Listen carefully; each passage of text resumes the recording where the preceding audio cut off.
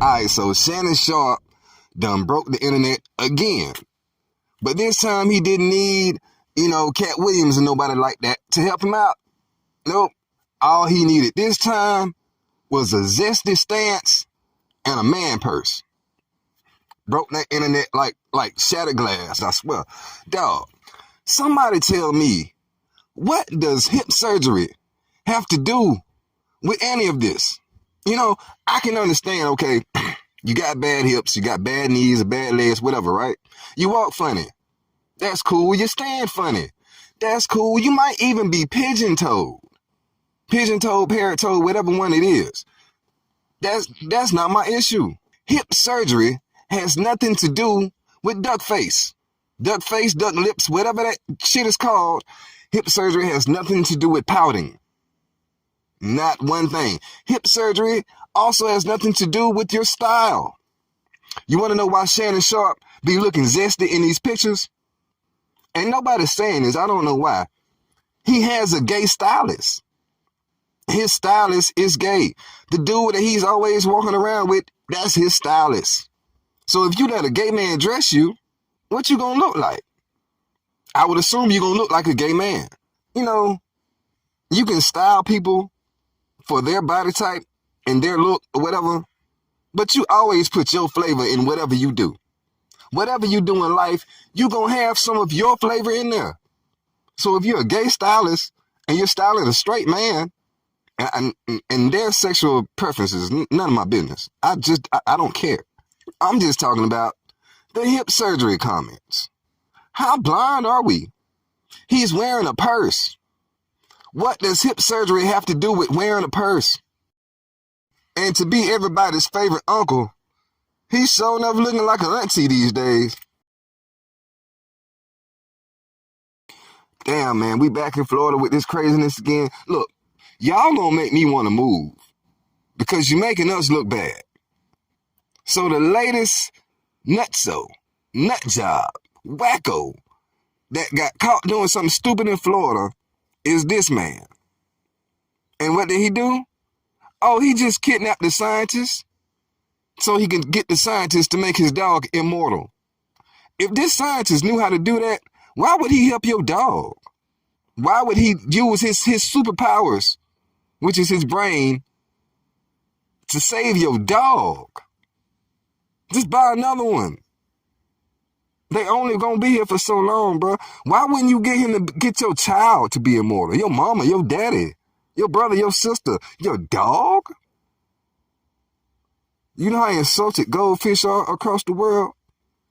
Because many of them have given their lives for our smiles as children. And nobody once thought about making them immortal.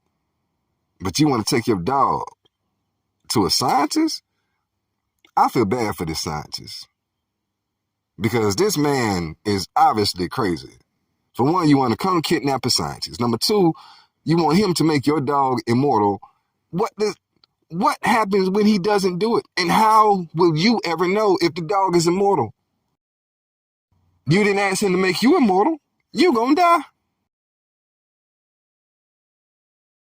So when I first, got my own Wi-Fi connection, right?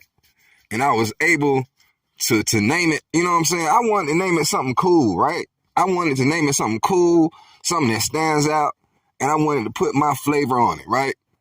So I called my shit DB-Fi, right? You don't get on Wi-Fi, you get on DB-Fi.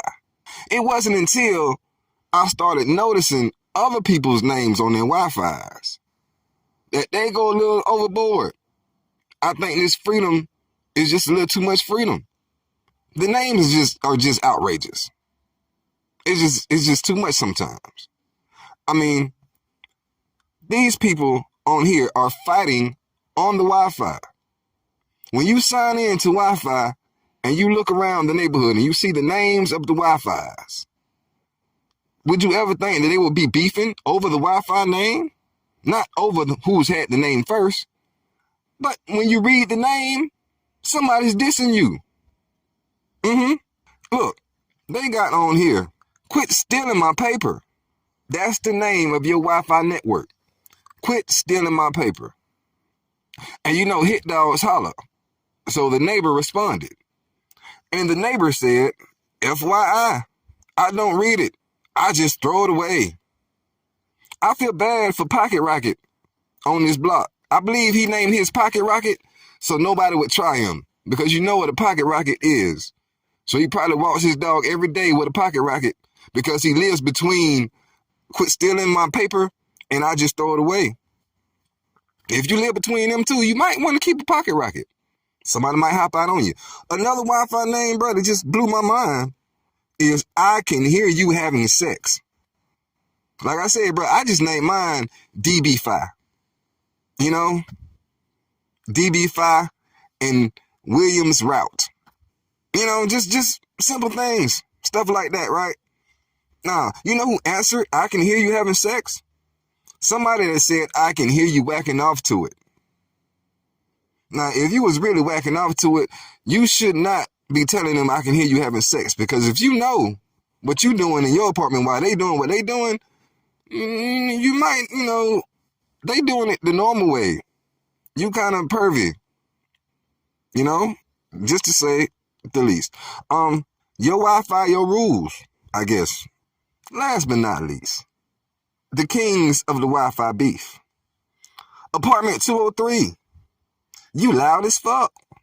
That's the name of their Wi-Fi. And the people who are loudest is UCK.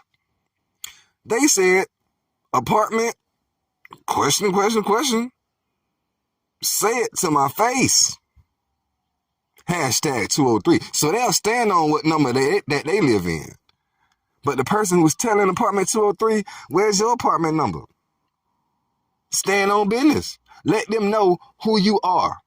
Don't be scary over Wi-Fi and say you loud, but then won't, put a name on it. Put a name on it. Hashtag my apartment number. And y'all go ahead and talk about that in the parking lot. So the rest of the neighbors can put on their Wi-Fi, we just called the police. Another Wi-Fi name, brother, just blew my mind is I Can Hear You Having Sex.